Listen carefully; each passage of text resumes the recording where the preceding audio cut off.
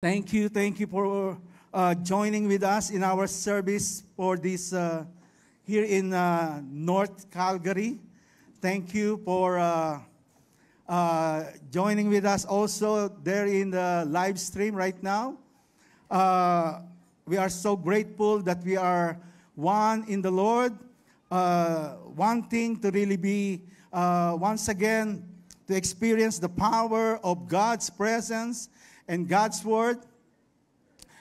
I just want to thank you for Pastor Ana for giving me once again this opportunity to be with you in scheduling me for once again dito sa North Calgary. And I'm so grateful that makikita ko na naman kayo. Nandito na naman tayo. No? Kahapon lang nandito tayo, di ba? But praise the Lord, magandang umaga po sa lahat, sa po sa atin, at sa lahat po ng nasa live stream, at sa ating mga JIL church leaders na sumusubaybay din. Praise God, praise the Lord. And I believe this is the very great plan sa buhay po natin na tayo talaga ay laging ma-empower, ma-equip with the very presence of God and with His Word. That is why this day is always a special day. Not because, sabi nga nila, not because of the speaker, not because of the invited person, but the very person of God. No? Everyone, even all the speakers that was been assigned here. No? Our heart is really longing to really experience the power of God and the power of His Word. No? If you are excited, if you are longing to really hear God's truth, that is the very heart that God wants for each and every one of us. At ganun din po ang mga puso namin. No? Every time that we are being assigned to really speak in the congregation. Because it is not only you who will be blessed, It is first and foremost, kami po na we are being using by God to study the Word. Doon pa lang sa pag-study po namin, God is really speaking to us so that we will always be equipped with great encouragement from the very presence and the Word of God. Amen. Sabi po ng isang quote, one of the most important things a leader can do is to lead by example. If you want everyone else to be passionate, committed, dedicated, and motivated, you go first. No? Dapat tayo nauna. Yan ang maganda pong mensahe po ng isang lingkod ng Diyos. No? Or this the most great encouragement for each and every one of us, hearing that our example really be a great encouragement, not only to us, but to other people. No?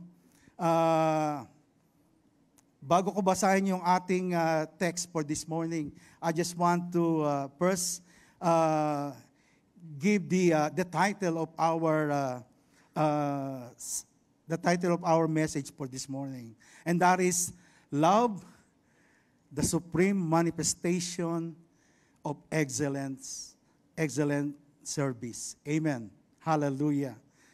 If you want to really be a great example sa ibang tao, no? Dapat daw, sabi doon sa aking binasa kanina, dapat daw nagsisimula, it should start with us. Amen. No? Somehow, we are unaware of what we are showing to other people. Somehow, we are unaware of how we speak the word, how we do our action in front of others, thinking that it will not affect other people's lives. No? Pero sabi diyan, one of the most important things a leader can do, or even an ordinary person or believer, is to lead by example. If you want everyone else to be passionate, committed, dedicated, and motivated, you should go first. You should be the one to show people what you are expecting or demanding to others. Amen. Sabi nga ni Albert Einstein, example isn't another way to teach. It is the only way to teach. No? Kahit sabihin mo sa ibang tao na wag mong gagayahin yung nakikita mo sa akin, it can't be, right? It cannot be. No? Whatever you hear, bad words or wrong action that you have seen in me, you cannot say to other people that you don't need to follow me if it's wrong. No, whatever things you have shown them. Amen. Kaya nga importanteng as Christ's disciple, as Christ's servant, we are to be really being on guard of everything that we are saying or acting or living. That's why, so that our life should really be a good example. See, that's what the Lord Jesus Christ did to us. Amen? It says in our text, John chapter 13, verse 15, I have set you an example that you should do as I have done for you. Amen. Hallelujah. May God bless the reading of His mighty living word. Amen. You see, the Lord Jesus Christ did not just come here to give us a good opinion or good advice, but when Christ came here on earth, He gave a good example. Amen. Not only for us to become a nice person, but become like Christ. Kasi sabi niya, I have set you an example that you should do as I have done for you. Amen. We not only just to be inspired that there is a good statement that we can read from the Word of God, but God's Word, amen, should be a way of enlightening our life so that our action, when we practice the very Word of God, it's not only will make us a good in the eyes of men, but as well in the eyes of God. Amen. Because whenever you follow or do what God says, what He wants us to do, you are not only making you a right person in other people's eyes. Amen. Actually, even those persons who haven't seen you, but because of the person who did see you and talk about you, that affects them too. Amen. Hallelujah. That's why we need to really be aware, no, of how we live our life, especially when we are connecting our life to Christ. You see, when you say that you are a Christian, you are not just living for yourself. Amen.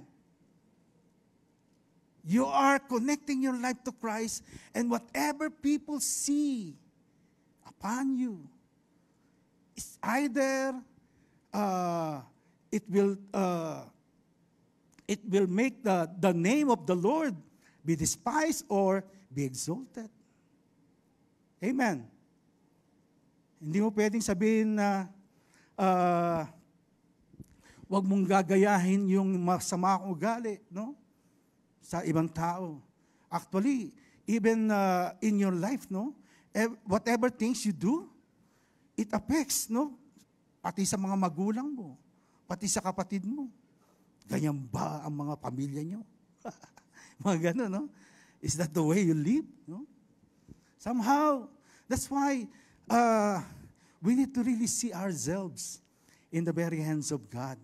Every time you come here, always be reminded to really prepare yourself to be equipped, be strengthened by God's Word, so that your life will shine forth, no? So that your light will always be seen by other people and glorify our God. Amen. Praise God. Praise the Lord. Hallelujah. That's why, sa next slide, no, makita po natin dyan. Naku, pambihira. Hello? What happened? Makikita mo yung isang paa, ay, pares ng paa na kaya mong, anong pwede mong gawin dyan?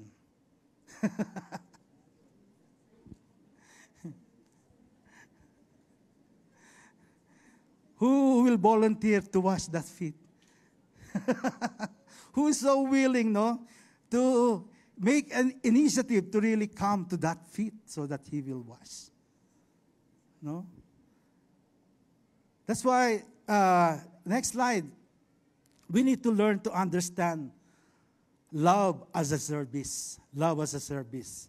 Sabi ng John chapter 13, verse 12 to 15, when he had finished washing their feet, he put on his clothes and returned to his place. Do you understand what I have done for you? He asked them, you call me teacher and Lord, and rightly so, for that is what I am. Now that I, your Lord and teacher, have washed your feet, you also should wash one another's feet. I have set you an example that you should do as I have done for you. Sino na ba ready na magubad ng medyas? Are we all ready to take off our shoes, our socks? And ask the person beside you, are you willing to wash my feet? Are you willing to wash my feet? O baka mamaya, manicurean mo muna yan bago ka. Ha? Somehow, no? We are not used to, no? Or easily respond to what the need of others, especially washing, no? Like this example of washing the feet of other people. But Jesus did, no?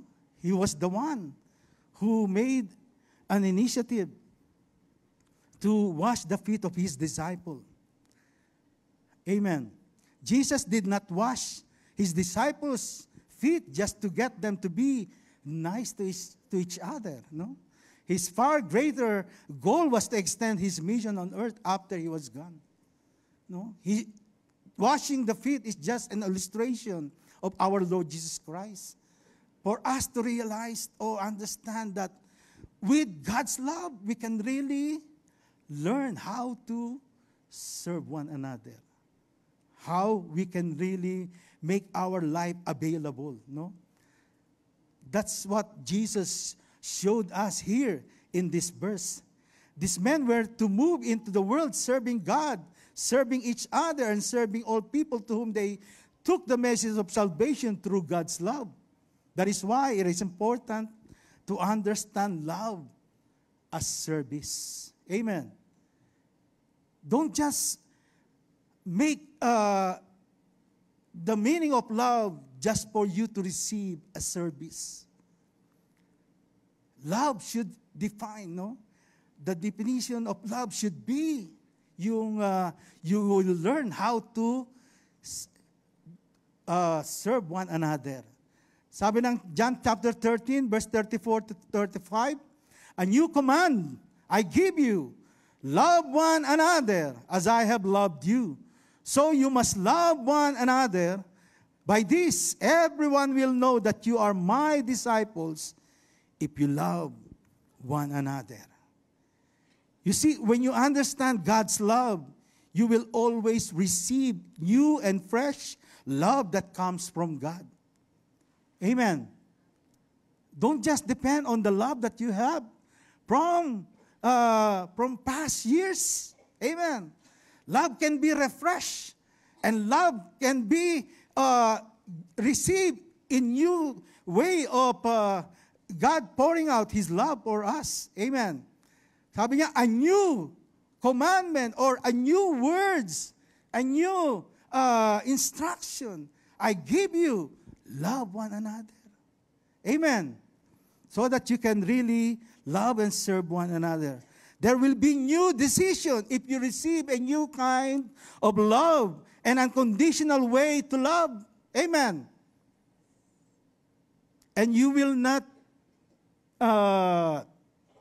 hindi mo ang tawag doon, ukilin, o paano ba yan? Uungkatin, yun, hallelujah. Hindi mo uungkatin. Yeah. You will not, ano ba English nun? You will not remind of other people of of the kind of love that you have shown them from the past. But you are so willing to give a new one. Amen. Because you are receiving a new kind of love that comes from God. That's why you can serve. Amen. Hallelujah.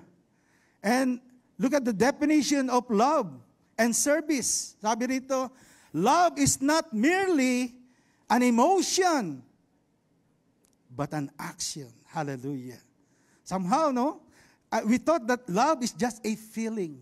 Feeling. Nothing more than. Kala nita, no? Kaya kuminsan, we are being deceived. We are just trying to receive more love from others to be served. But the kind of love that God is showing us is not for us to be served, but for us to serve. Amen. Love is not merely an emotion, but an action, a deliberate choice to prioritize the well-being of others above oneself. Amen. Wow, ganda yung definition. Na kailangan pala nating, we will put it into action. And look at the definition of service. Service is the expression of love through actions, deeds, and sacrifices for the betterment of others. Hallelujah. No?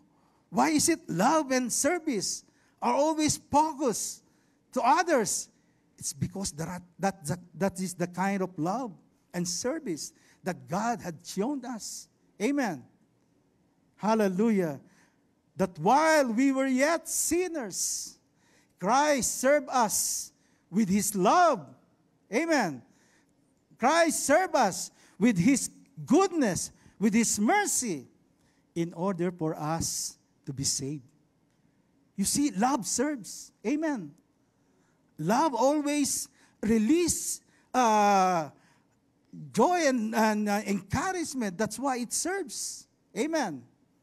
It is not only taking or receiving things for your own interest, but for the interest of others. Love is more than simply warm feelings. It is an attitude that reveals itself in action. How can we love others as Jesus loves us? Hallelujah. By helping when it's not convenient. Hallelujah. No? You are not just doing, sharing, or you are not doing to other people and waiting for something that they can give you favor. It is not you who will be served. It is you who will serve. Amen. How can we love others as Jesus loved us? By giving when it hurts. Hallelujah. Pag hindi mo raw nararamdaman, if you haven't feel the joy of loving and serving, maybe you're just waiting for something in return, favor in return. How can we love others as Jesus loved? By devoting energy to others' welfare rather than our own. Hallelujah. How can we love others as Jesus loved? By absorbing hurts from others without complaining or fighting back. Ang hirap naman ang meaning mo ng love. We thought love is just about feeling like you are in a cloud nine, or no, making you so happy that you cannot explain it. But love is more than that. Amen. Hallelujah. Mukhang na-in-love na kayo. Mukhang na-in-love tayo. Ang sarap ma-in-love kaya. Right? Every time you are in love, there's nothing, walang mahirap, there's nothing wrong that you haven't done for other people, no? Lahat ng bagay na gagawin mo, whether it's magantihan, whether it's been, whether you receive favors, it doesn't matter. Why? It's because you are in love. That's how our Lord Jesus Christ felt for each and every one of us. That's why He was so willing to really serve us. Amen. And this kind of love, service, is hard to do. That is why people notice when you do it and know you are empowered by a supernatural source. Amen. Kaya nga pagka you are in love, you are always in love in the power of God, through the power of God, even other people whom have seen you for the first time, magugulat yan. At yung even those people who have seen you for a long period of time, how you are being transformed, wow. It's because you are allowing God, no, to work upon your life.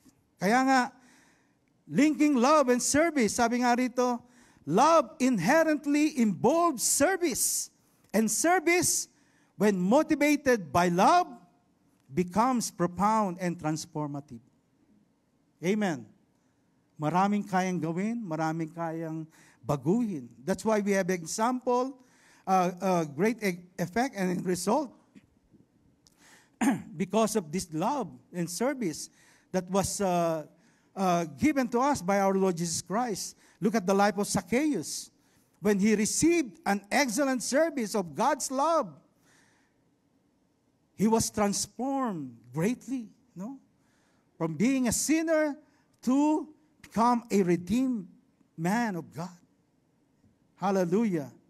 And also a woman with alabaster jar, which was described as sinner, respond with great love for our Lord Jesus Christ in Matthew chapter 26:7. No?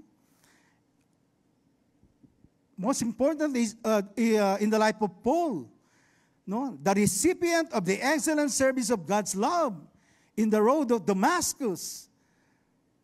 As soon as Apostle Paul, no, or Saul, no, at first, when he received the grace of God and the love of God, he was totally being transformed into the kind of person that God is preparing him to be. Hallelujah. That's why we have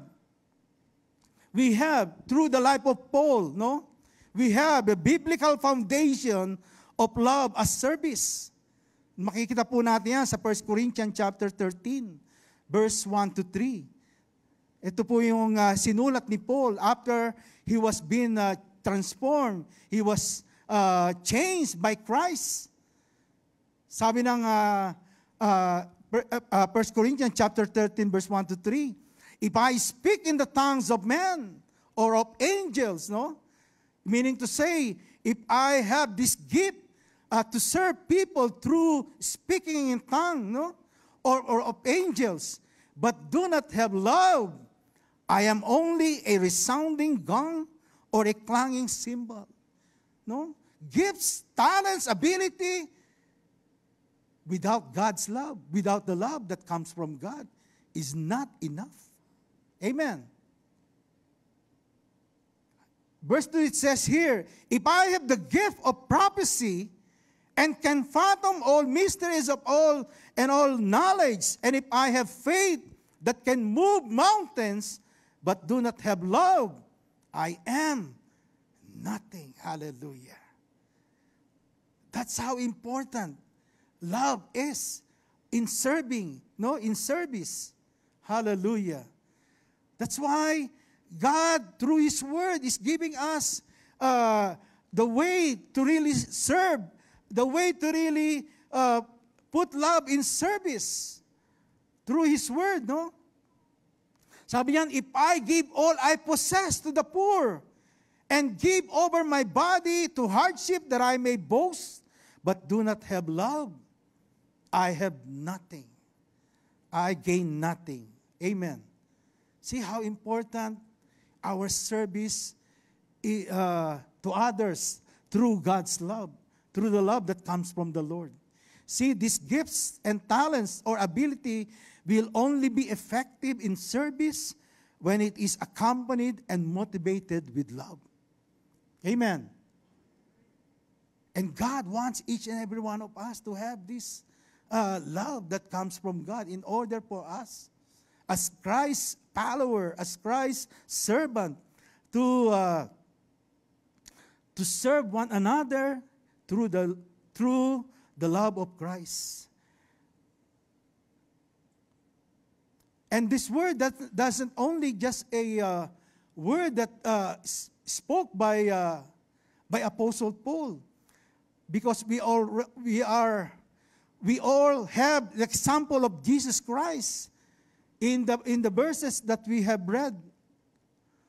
In John chapter 15, verse 13, sabi po dito, greater love has no one than this, to lay down one's life for one's friend. Amen. Hallelujah. That is the very word of Christ, no? He is our great example of love, not only to give us the opinion about love, or to show us the kind of advice about love, but He made an example, and He truly gave His life through His love and laid down His life for His friend. Not only for His disciple, but for each and every one of us.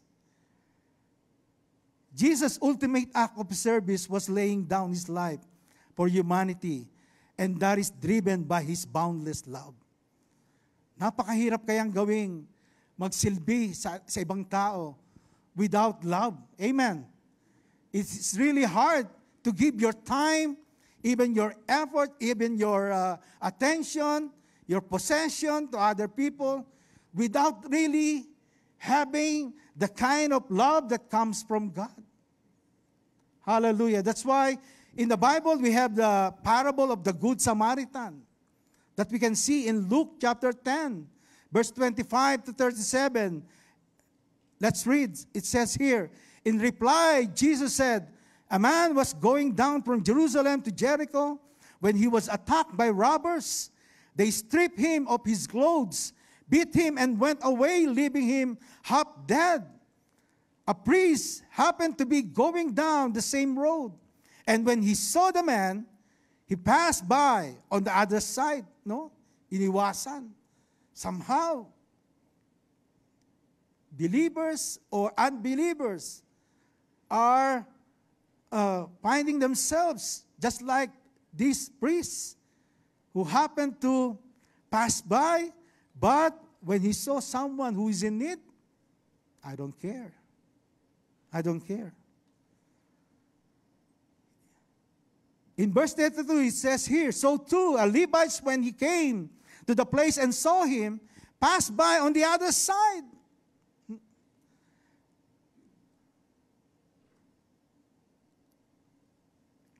But a Samaritan, it says here, but a Samaritan, as he traveled, came where the man was, and when he saw him, he took pity on him. He went to him and bandaged his wounds, pouring on oil and wine. Then he put the man on his own donkey, brought him to an inn, and took care of him. The next day, he took out 2 denarii and gave them to the innkeeper. Look after him, he said, and when I return, I will reimburse you for any extra expense you may have. Jesus said, which of these 3 do you think was a neighbor to the man who fell into the hands of robbers. The expert in the law replied, the one who had mercy on him. Jesus told him, go and do likewise. Hallelujah. You see, even in the illustration that God, the Lord Jesus Christ, has given us, is an example on how are we to respond, to a situation in order for us to serve. And whatever things we have seen in the life of this Samaritan who helped this man who are in need, sabi ng Lord sa kanya, go and do likewise. Amen. Even in our study, every time we come here in the church, every time we hear the voice of God through reading and studying His Word, we are not to just be inspired to receive a good message. It should inspire us to make the reality or put into practice whatever we have heard. Amen. Kailangan may desire po tayo. Sabi ng Lord, as you seen this Samaritan, whatever you seen, go, do likewise. And I believe, if you are really open, you open your heart and life to the Lord, after this service, you'll be the one who will look for other people who are in need. Amen? You'll be the one who will find someone that you can help. Kasi sabi ng Bible yun. The Bible is looking for people who will look for someone to help. Hindi maghihintay. Sige, pag may lumapit. Usually, ganun, di ba? But the Bible has different approach. And that is for us to have an initiative to find someone whom we can help. Amen. There are a lot of people now in this world who are looking for someone who will help them. Receiving God's salvation, receiving eternal life, forgiveness, and also helping them with their needs. Amen. Are you part of God's plan to serve other people? Are you so willing to really hear God's word and put it into practice? That should be our desire in hearing the very word of God. Amen. See, the Samaritan compassionate care for the wounded strangers, the Samaritan compassionate care for the wounded strangers illustrates love in action, surpassing societal barrier. Kaya nga, makikita natin dito, the life of this Samaritan that helped these wounded strangers are really recorded in the very book, in the very Word of God. And it is Jesus who made it an example or illustration. Meaning to say that this Samaritan woman, the compassionate of the Samaritan is really recorded not only in the book of the Bible, but in the very heart of God. And so, whatever things that we will do, sabi ng Bible, whatever things you do to the least of this person, of these children of mine, amen, you do it to me. You do it to me. That's why the very heart of God, is really giving us inspiration.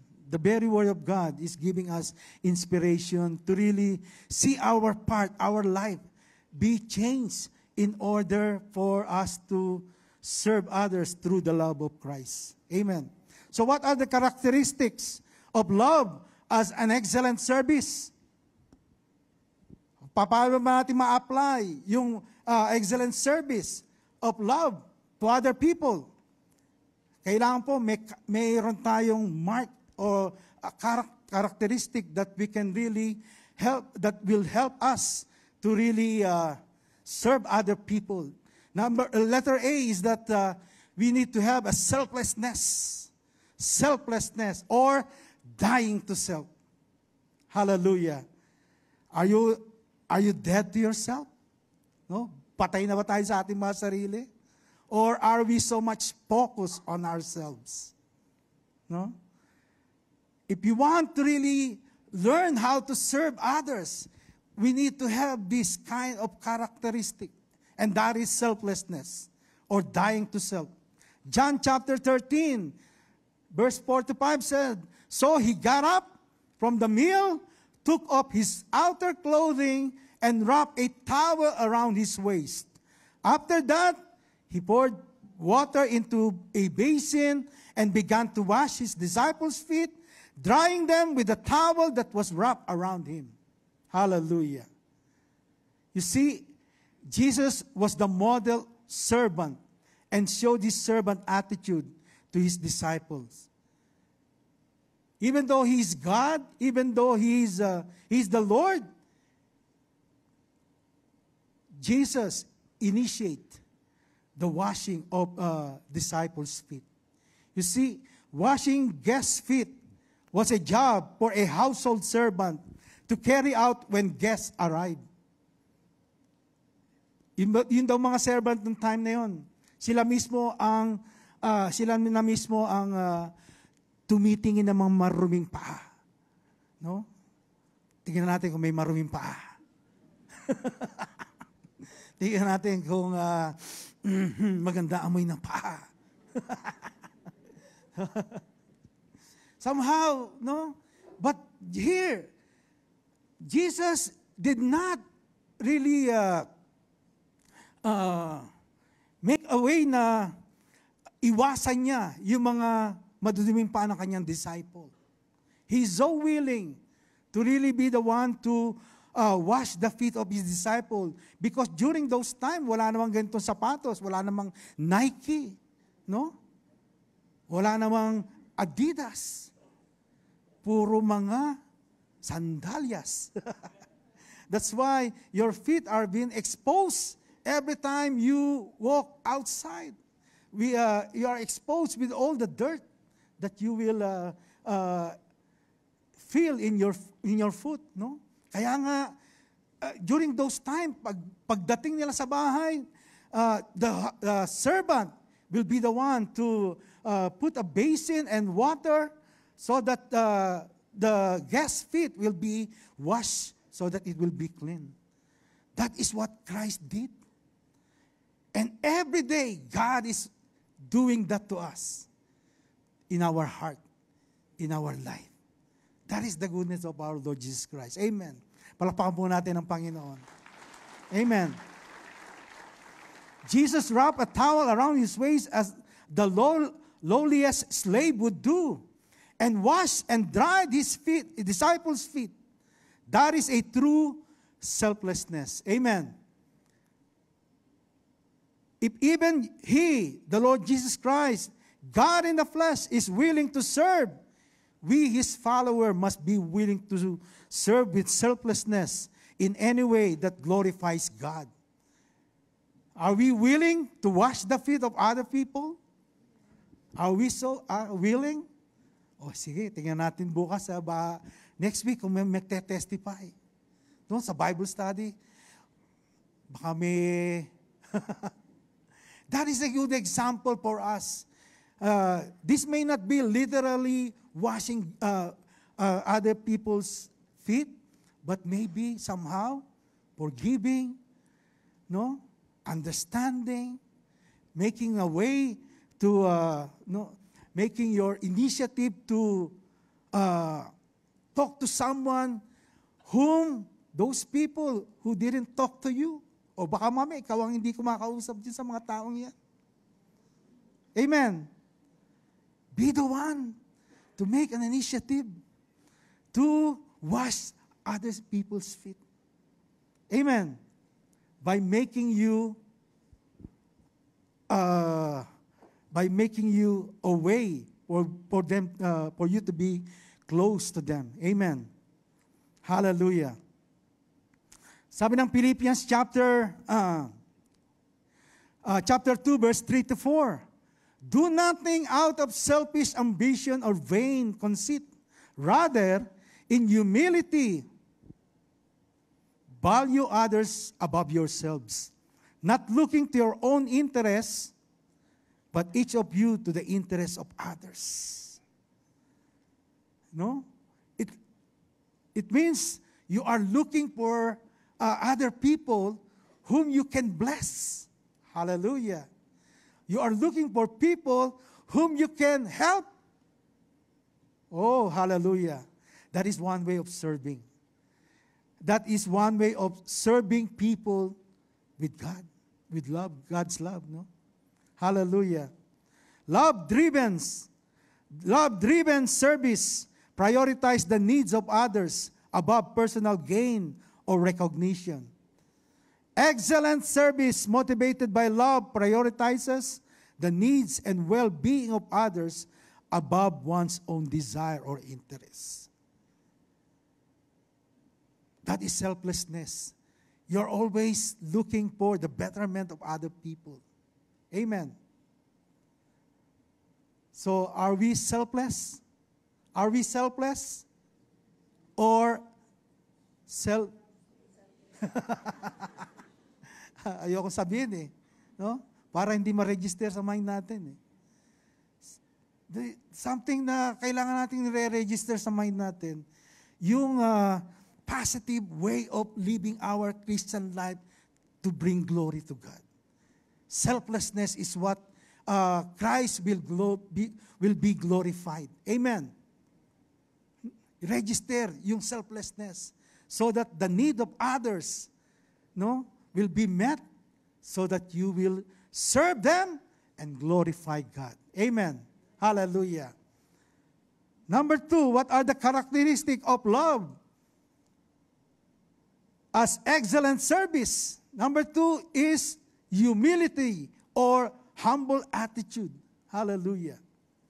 It says in Philippians 2 verse 3 to 8, do nothing out of selfish ambition or vain conceit.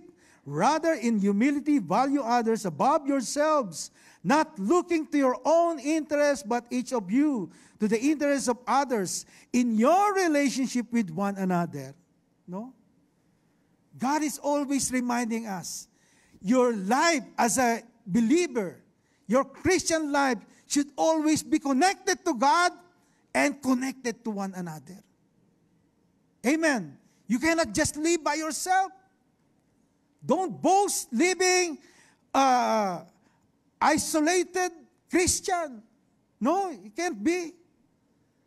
You should be a demonstration of the power of God to other people. Amen. Your life should be a testimony to others. Hallelujah. In order for you to grow much more in your relationship with God. Hallelujah.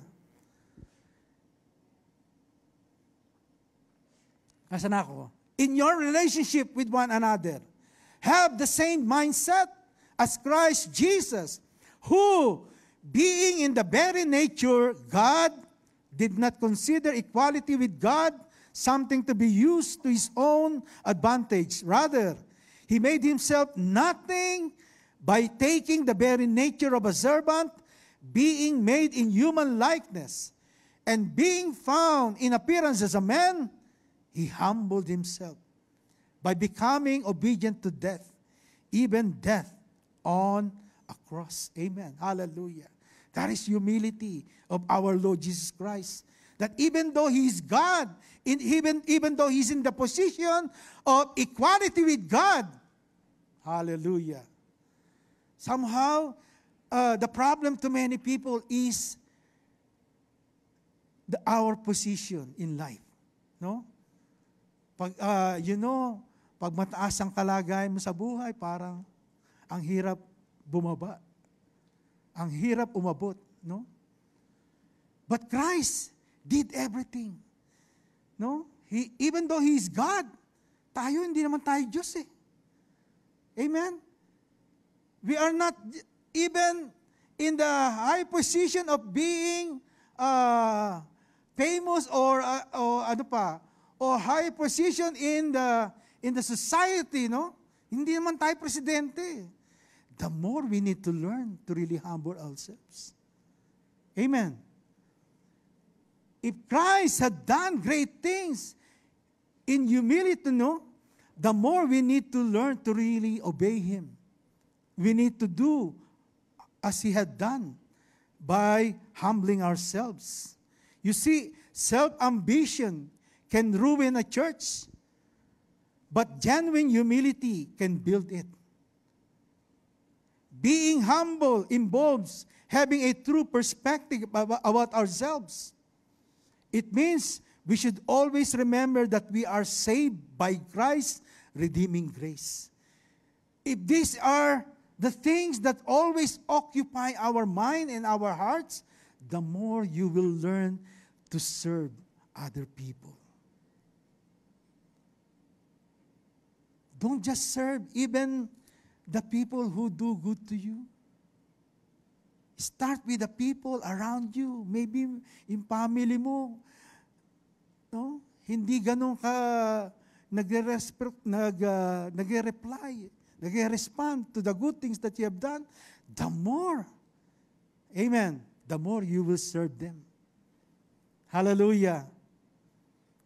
Para pagka, so that the people around you, when they see your goodness, the good thing that you will do upon them, no, even though marami siyang criticism, marami siyang napupuna, the more he will realize, hindi ko kayang talunin to. Why? Because every time I do him or do her bad things, no, the more he reply with the good things. Why? Because you want to show the goodness of the Lord. Amen. Hallelujah. Palakpakan mo natin ang Lord. Why? Because you are already a transformed man and woman of God. Amen. By the power of God's love. That's why you can serve. Amen. That's why you can serve. Hallelujah. Hindi ka naghihintay na pagsilbihan ka. You will not wait for other people to serve you, to give favor to you. You are the one who always been overflowing to do good and to and serving other people. Why? Kasi laging napapalitan eh. Amen? Kasi sabi doon sa binasa natin, a new commandment I give to you. Every time you read that word, you will receive a new kind of love that comes from the Lord. Hallelujah. Amen? Amen. Hallelujah. Palakpakan mo natin ang Lord. You see, God wants to refresh us with His Word. That's why every time we come to Him, reading His Word, no, nare-refresh yung akala mo, totoo na sa'yo dahil binasa mo. No. The more it will become new and refreshed when you apply it all the more. Amen. Receiving, hearing is one thing, but when you apply, the more it will overflow upon your life. The more it will change you, it will transform you. That's how you will serve. That's the reason why you serve. Because the more you apply it, the more you put it into practice, the more it becomes alive. Amen. Hallelujah. Being humble involves having true perspective about ourselves. Who we are just a sinner, but we are given forgiveness by our Lord Jesus Christ. Kaya nga, lagi natin tinitingnan ang Lord. We are always looking upon God. We are always connecting ourselves to the Lord. Why? Because apart from Him, we are nothing. Without Him, we will all live our lives in the old ways of life. But with Him, every time we come here with a humble spirit, the more we will see our lives being changed. Every day. Amen. Hallelujah. Because we are so willing to serve others. We are so willing to be transformed by God. Amen. It means we should always remember that we are saved by Christ's redeeming grace. He is our worth in this life. That is why we can serve others with humility. Love-driven service acknowledges one's own limitations and weaknesses, fostering a humble attitude that seeks to serve others without seeking recognition or reward. No? If you are truly being transformed by God's love, all you will do is really serve others for their betterment. No?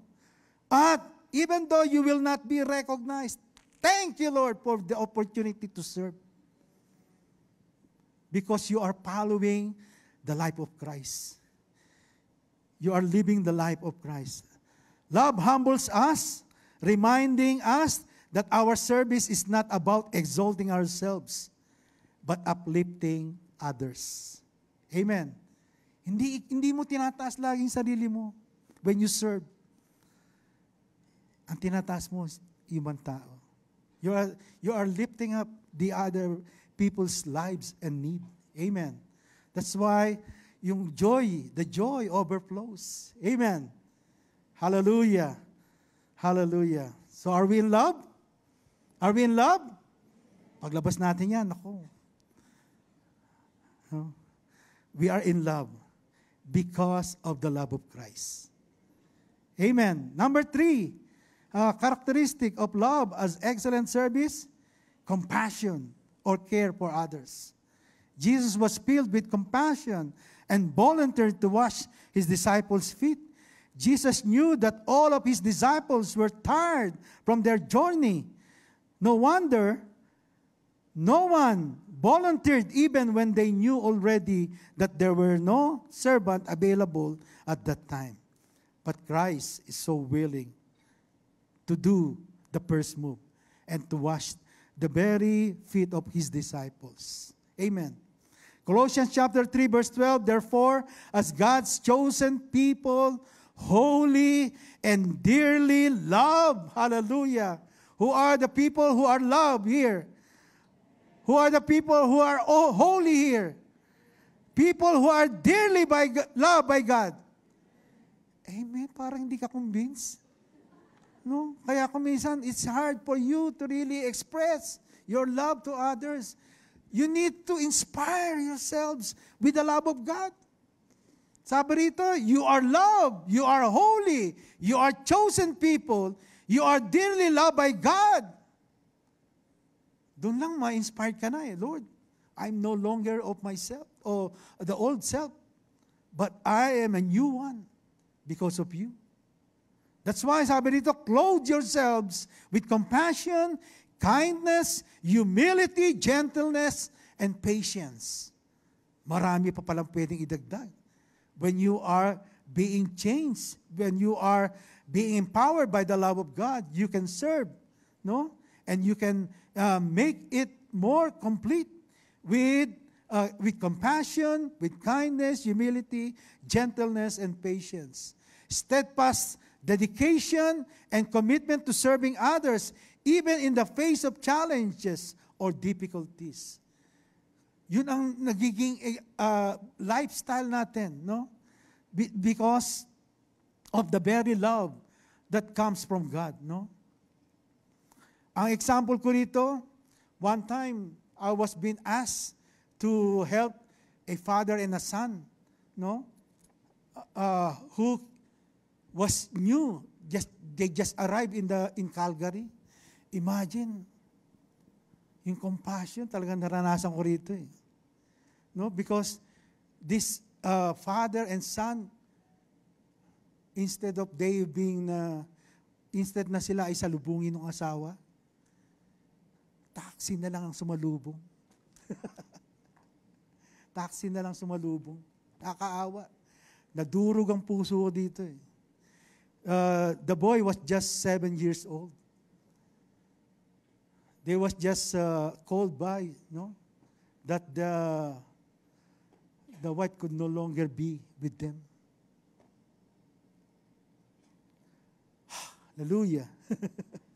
And when I went to their house, of course, the father need to go to work. Imagine, she has this 7 years old boy.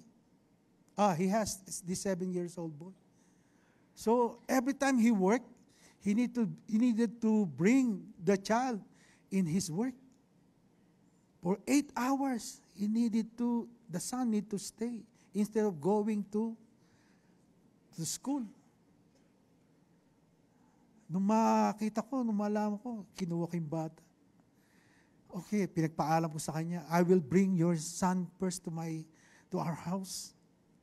And during that time, my 2 kids, is only just like his age, 7 years old. That's why, inalagaan ko muna yung bata. Pinasyal ko para pagkatapos nun, so that after the work of 8 hours of the father, then I will bring again to him so that he can work. Hallelujah. Durog yung puso ko dun. That's why, during that time, I helped them. I helped them. Hallelujah. You see, compassion, I will not able to do that without the love of God. It's not easy thing to do.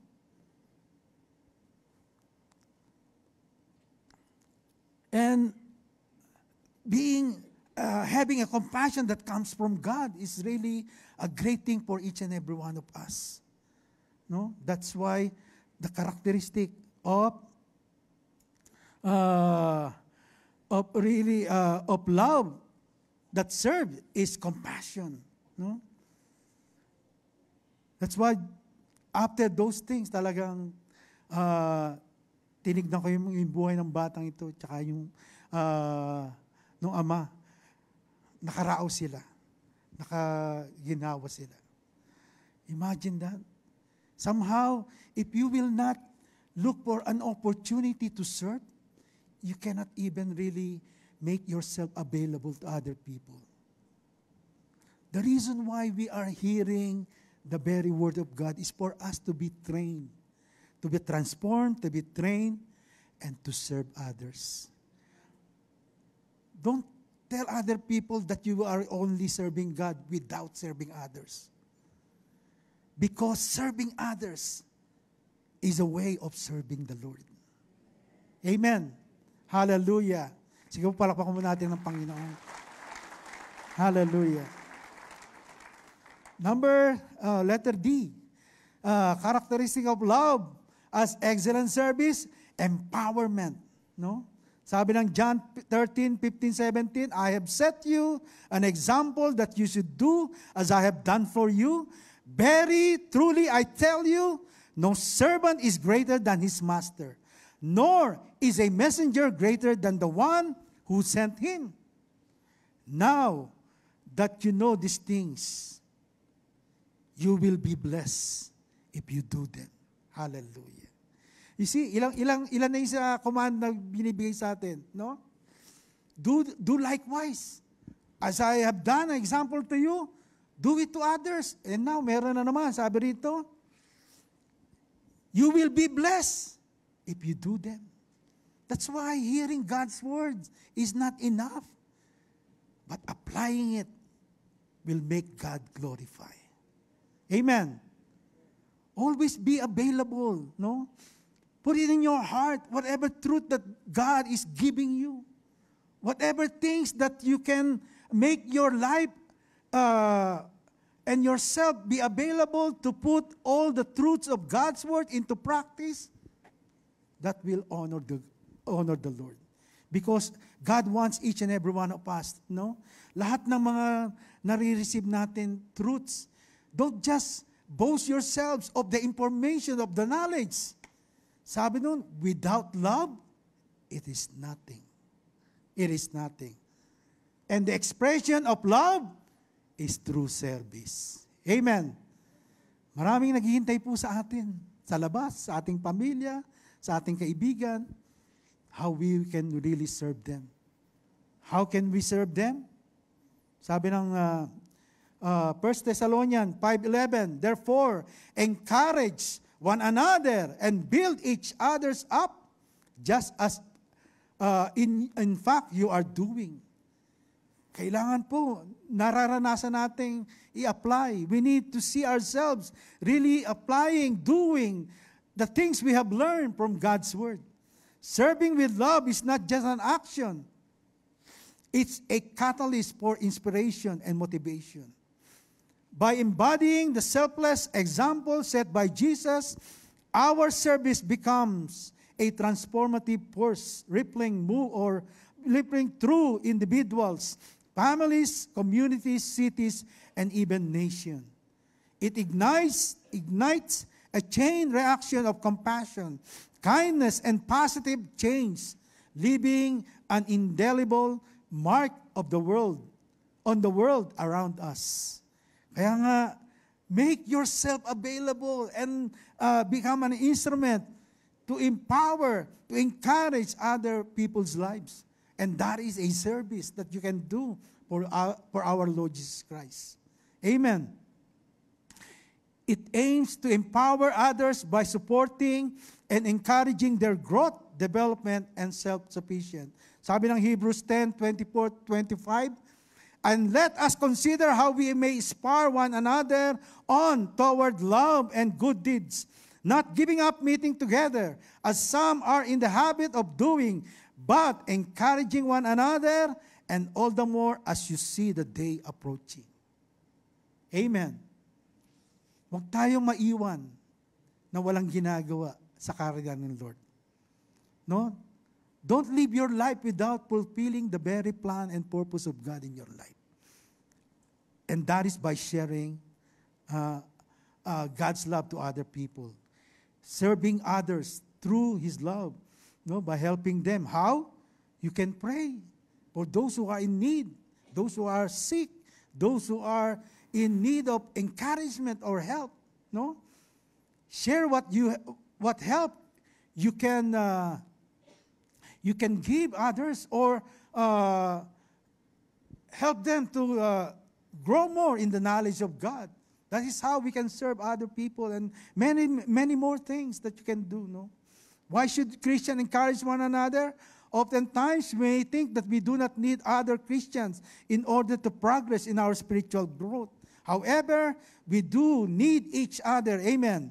We need fellow Christians to encourage us to be faithful to the Lord. Without the support of others, we can be in great danger of falling into a Christian life that is stagnant. Kaya importante, tayo po ay reaching other people's lives always, also. No? And the last one, what is the characteristic of love as excellent service? It is sacrifice. When you serve with love, you overlook other people's weaknesses and frailty. No? Sacrifice. For instance, Jesus knew that his disciple would eventually desert him. No? Look at Judas. Judas would betray him. His disciple fled after he was arrested. Peter would deny him 3 times. Thomas would doubt him. But look at Jesus, no? When Jesus saw Judas betray him, did the Lord Jesus change his mind to sacrifice his life? No. How about the disciples that fled when he was seized by the authority, no? By the Romans and put to the cross? Did he delay his plan? No. He's so willing to go to the cross. What about Peter, who denied him 3 times? Did Christ make another plan so that he will ignore Peter because of how he denied him? No. Everything. Even though people make a mistake, God is so willing to sacrifice himself. Why? Because that is how he was being motivated to love us. Amen. Sabi ng Matthew chapter 20 verse 28, even as the Son of Man come, not to be ministered unto, but to minister and to give his life a ransom for many. Jesus did not only come just to be a friend to someone. Amen. Or to be a friend in your Facebook. Minsan hanggang Facebook na lang iba. Social media. But in reality, they do not have a personal relationship with God. Hallelujah. That should not be the case for us. The reason why Jesus served us by dying on the cross is for us to be with Him. Amen. He came as a sacrifice for our sin and redeem us from the power of sin and death. Amen.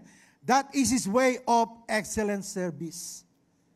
Kaya nga, kahit yung mga disciple, maraming ginawang mali, maraming palpak, He is so willing to give His life in order for them to be forgiven and saved. That is the great love of the Lord for each and every one of us as well. Amen. Hallelujah. You want to be encouraged and you want to see the purpose of God in your life? No?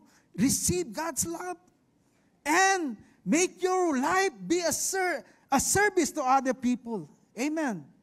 Don't just fill your life, your mind, your thoughts with the Word of God and truth, but not willing to apply it. It's not enough. Amen.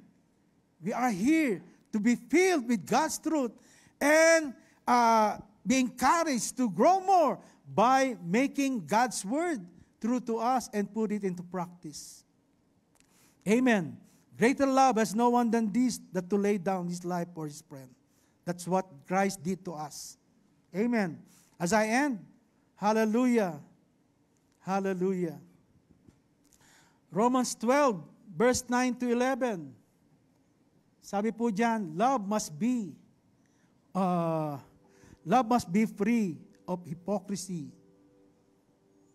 Detest what is evil, cling to what is good, be devoted to one another in brotherly love, give preference to one another in honor, not lagging behind in diligence, fervent in spirit, serving the Lord.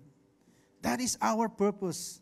Why God is filling us with His truth, with His presence, with His power, with His Word. Is for us to be always revived, live our life in truth, and be a service to one another, and be a service in the kingdom of God. Hallelujah. This will happen, if our heart is always being prepared to act upon God's word, no? To apply every word that we have received. Amen. Hallelujah. The more you will see how God can really transform you into a kind of person that He is wanting you to be. Let us wholeheartedly dedicate ourselves to the Lord, to love-driven service, acknowledging it as not only the highest calling, but also the most profound embodiment of our faith. No?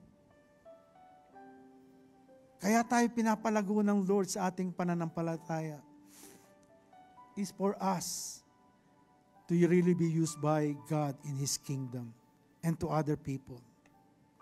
Ano ang respond natin dito sa mga truth na na-receive po natin? Ano ang respond po natin sa mga pagsama niya sa atin? How do we really react? How do we respond to the goodness and mercy of God? It should be a deep dedication, no? Deeper dedication, commitment of our life to the Lord. Amen. Dapat lagi tayong mas lalong, Lord, committing my life to you. Sabi nung kinanta natin kanina, yung how great you are. No? Yung first part niya, sabi ng lyrics, you are deserving. Tama ba yan? All of the praise, Lord. God deserves everything. My heart is that.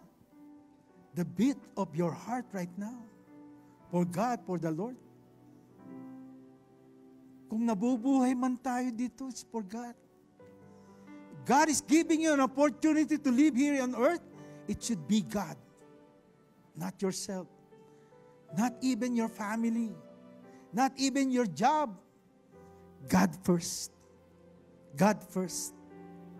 Hallelujah. Why? Because He had given everything to us.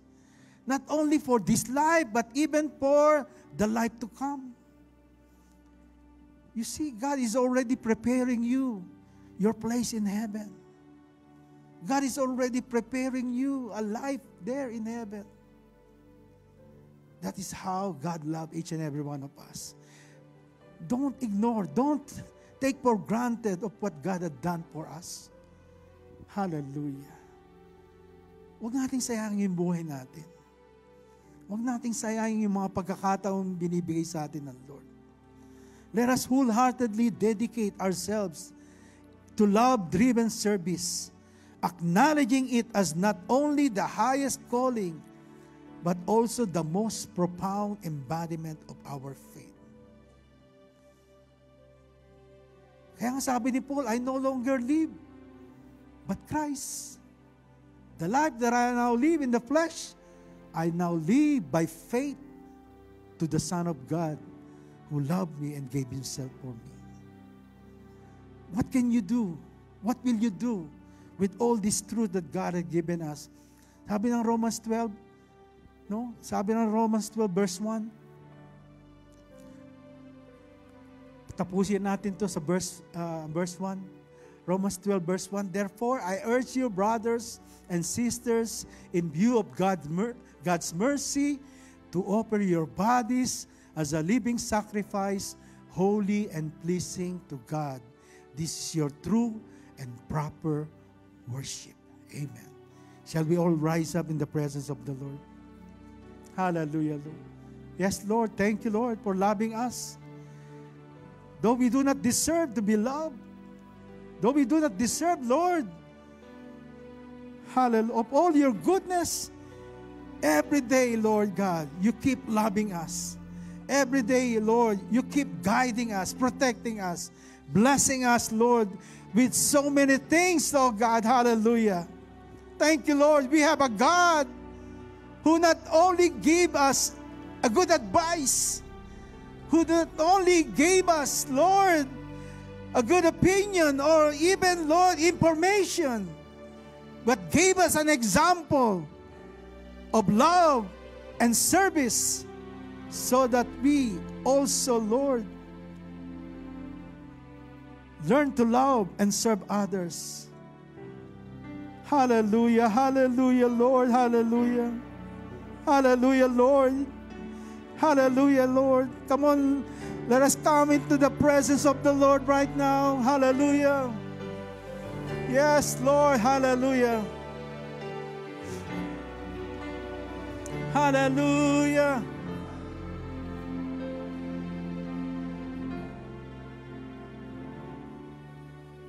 I give my all. Hallelujah. May this be our response to the Lord's goodness for us. Hallelujah. Not only half of our lives, not only half of our possessions, but we will learn to really give everything to our God. Committing ourselves to Him. Hallelujah. And I'll obey. Hallelujah, Lord. This is far greater than sacrifice. Trusting you, not myself, will always yield to blessing. Lord, have your way in me. Not my will, yours be done. I give my all. I give my all to you. Maybe the Lord is speaking to you right now that you haven't gave or give everything of your life to Him. This can be an opportunity to each and every one of us to open up our life to Him. Hallelujah, hallelujah. Yeah, one more time, let's sing this song from the beginning. Yes, Lord, I give my all to you, Lord.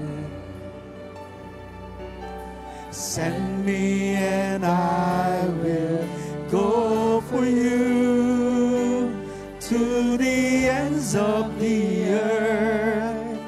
I'll follow after you. I want the world to know your love endures forever. tell me and I'll obey. this is far greater than sacrifice. Trusting you and not myself will always lead to blessing. Lord, have your way in me. Not my will, yours be done. Here I stand Within your presence, Hallelujah. Lord, Stand in the very presence of God right now. 1,000 days cannot Open your life to Him right now. Hallelujah. Yes, Lord. Here I am. hold me now. I'm so willing, Lord. Hallelujah. My Jesus. Hallelujah. God, fill me up, Lord, with your presence, with your truths. Here I stand within your presence, Lord. My life is yours, oh God. My life is yours. 1,000 days cannot compare To one day in your courts. Hold me now and never ever let Yes, me Lord, my life is yours. My Jesus. Hallelujah, Lord. My precious Savior. Come on, let's present ourselves to Him. Here I stand within your presence, longing for your touch. Yes, Lord, touch us, oh God. Transform us, oh God. Forgive us. Change us, Lord, into the kind of person you want us to be. Hallelujah. Yes, Lord. Touch us. Touch us, oh God. Hallelujah. My precious Savior. Here is my life. And I will Yes. Yes, Lord. Everything within me. Everything within me. I will Bring worship. Bring pleasure to you, Jesus. And I will worship you forever. I will worship you. And I will worship you forever. I will worship you. I will worship. Hallelujah, Lord. Hallelujah, Lord. My life is yours. My life is yours, God. Hallelujah. I will worship you. Hallelujah, Lord. Stand. Here I stand within your presence, longing for your touch. 1,000 days cannot compare to one day in your courts. Hold me now and never ever let me go. My Jesus, my precious Savior, I'm forever yours. Yes, Lord. I want that word, oh God, be true to us. Be true to me, Lord God. If that is your prayer, I want you to open your life to Him. That you are forever God's possession. That your life will be for Him and only for His use and for His glory. If you haven't experienced being in the hands of God, hallelujah, God is giving us this opportunity to open our life to Him. Thank you, Lord God. Thank you, Lord God, for that forgiveness. Thank you, Lord God, for visiting me, visiting us. Thank you, Lord God. Lord, you are here, oh Lord God. Hallelujah, Lord. And I can open my life to you. And I can entrust my life to you, Lord God. Yes, thank you, Lord. Thank you, God. Thank you. Thank you, Lord God. Lord, I'm so willing to be forever yours, oh God. That is why today, this very morning, Lord, I want to make my decision, Lord. I want to make my decision, oh God, that you will be with me and I will be with you, oh God, in you. If that is your prayer, I want you to pray this prayer after me. as you raise up your hands, symbolizing that you are surrendering your life to the Lord. Hallelujah, Lord. Thank you, Lord. Lord, hindi na ako magpapalaboy sa kasalanan, Panginoon. I will always be yours. And I can be forgiven. And I can start a new and brand new life, oh Lord God. Hallelujah. If that is your plan, if that is your will, if that is what you want to happen to your life, I want you to pray this prayer after me. Hallelujah. Lord Jesus, thank you for your great love for me. Thank you, Jesus, for sacrificing your love and your life to me, O Lord God, so that I may be forgiven. Lord Jesus, I receive your forgiveness. I receive your eternal life. Forgive me from all my sins. Cleanse me from all my unrighteousness. Help me, Jesus, to live my life, living it for you. Help me, Jesus, to obey you, to love you, and serve you in this life. Help me, Jesus, to live a brand new life. Help me, Jesus, to obey you and follow you. This is all my prayer. In Jesus' name. Hallelujah, Lord. Hallelujah, Lord. Thank you, God. Thank you, Lord God. Hallelujah, Lord. And so, Lord God, thank you, Lord, that you're the God, Lord, who can see even all our needs right now. Come on. Hallelujah. As we raise up our hands, those who are in need, those who have the prayer request right now, hallelujah, whatever needs that you have right now, God can meet all our needs according to His riches in glory by Christ Jesus. Hallelujah, Lord. Hallelujah, Lord. Yes, Lord, kayo po nakakaalam ng aming pangangailangan. Kayo po nakakaalam, Lord, ng aming kahilingan. You know our need right now, and there's nothing hidden from you. Hallelujah. That's why by faith, we raise up our hands. Hallelujah, Lord, believing, oh God, that you hear us from all our prayers. Come on, people of God. Pray to God right now. Hallelujah. God is listening to your prayer right now. Hallelujah, Lord. In Jesus' name. In Jesus' name. Hallelujah, Lord. Pour out, oh God, that desire, that prayer request, oh God, of your people, oh God, in Jesus' name. Let that miracle, let that provision, let that supply, oh Lord God, be given, oh God. In Jesus' name, we pray for healing. We pray for a miracle. We pray, oh Lord God, in Jesus' name, oh God. Hallelujah, Lord, to reach those people who are in need, oh God. Hallelujah. In the name of Jesus, let that miraculous power be released right now. In Jesus' name. In Jesus' name.